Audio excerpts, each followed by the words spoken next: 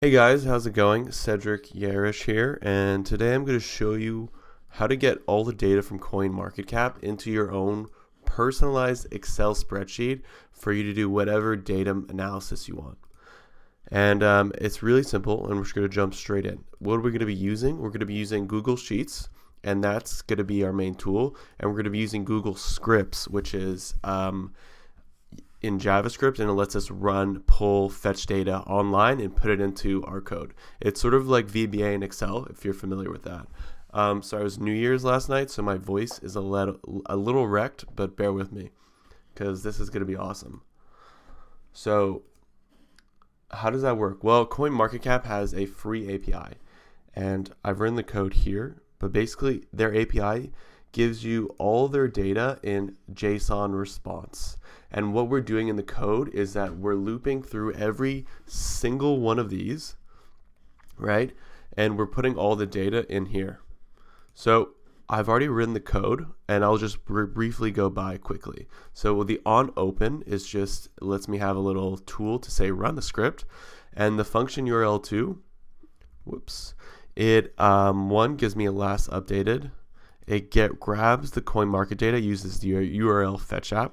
There's going to be a link in the description where you guys can make a copy and use this for your own crypto trading.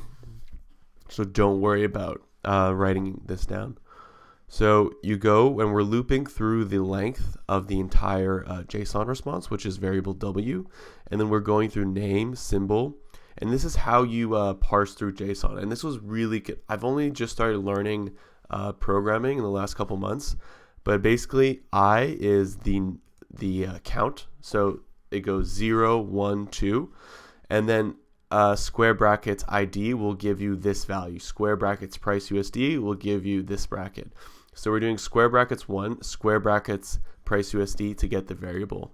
And what I've done in the code is I've assigned those to variables here, and then I'm setting the value of specific rows as in the spreadsheet. So really 3 steps. 1, get the data, parse the data, and then put it into the spreadsheet. So should we see if it works? So we're going to prepare for execution, and you're going to have to review permissions because any outbound link automatically gets, because we're using URL fetch, you have to review it. So we have an issue. Get range.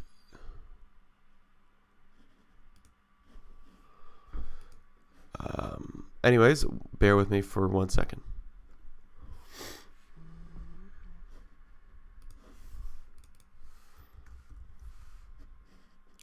Okay, so make sure to put your sheets as the same one, coins, or else it is not going to work because it's grabbing by sheet name. So now cross your fingers, and hopefully we should see this fill up. It's going through 1,000 individual coins, so I think it takes about a minute or 2 for it to fully load. And while we're waiting for that, I'll show you everything I took. We took the name. I'll fast forward. And there you go. We have everything from CoinMarketCap in our spreadsheet. We have 1,000 coins, which is nuts. And all we had to do was use a small script. And I've got some more advanced scripts on my personal spreadsheet, but for now, I just want to show you the basics. If you're interested in learning more about sort of the more advanced stuff, let me know in the comments below, and subscribe and like. But and then basically that's the main tutorial. It's really a simple piece of code. You're fetching the data, parsing it, and then putting in the sheet. Now I'm just going to show you a little bit of formatting that I like to do. So usually this is all in USD. We're going to do a little bit of conditional formatting, which is really useful to see the data. So here we're going to do a color scale, which is just under format, conditional formatting. And we want to go from red to green. And basically a bad number is 0.15 is pretty shit if you lose that much in 1 hour. Oh, this is already in percentage. So we're going to do 15. Midpoint is going to be 0. And then what's going to be a good percentage? Done. And we can also apply this to the entire range. So now it's formatted for us. However, this has to be negative or it's not going to work. So now you have, it's a slightly easier to read. And usually I only make these as big as they need to be, or else you're just taking up space. Market cap, just format that into USD. B2C is sort of useful because all your trades are in Bitcoin, so it's useful for how many Satoshis you got in at.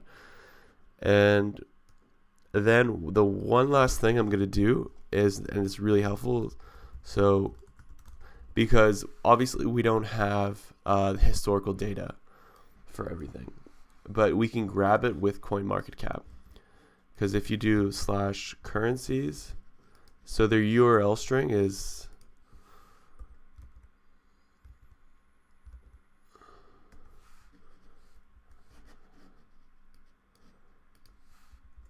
so what we're going to do is equals, put this in parentheses, and then plus the name.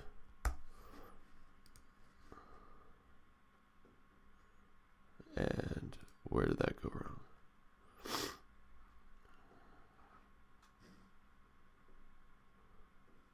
Oh, my bad. You have to do an and. And now you can go straight to CoinMarketCap from any of your links. There's one other piece of code that you're going to need, and it's slightly more complicated. So I've pre-written it here, but that's the basic idea. So here, what we're doing is we're substituting. If there's a space, like in Bitcoin Cash, it's not going to work because the reason for that, reason for that is they use dashes between all of their currencies. And I've just added a if error. So if there's a space in B3, substitute the space with a dash, else just use the original name like we did for the first example. And now you can apply that to everything, and there you go. So now we fix the problem of Bitcoin Cash not working, because before it would just, if you just did this, it's going to say, sorry, I can't find your page. So we replace the space with a dash. And there you go. You have your, and I'll probably just to format it a bit better, you could let it run, or we'll just make it bigger. So that's it, guys. Hope you enjoyed this tutorial. Let me know if you want to see any more Google script, little hacks or anything. And have a great 2018.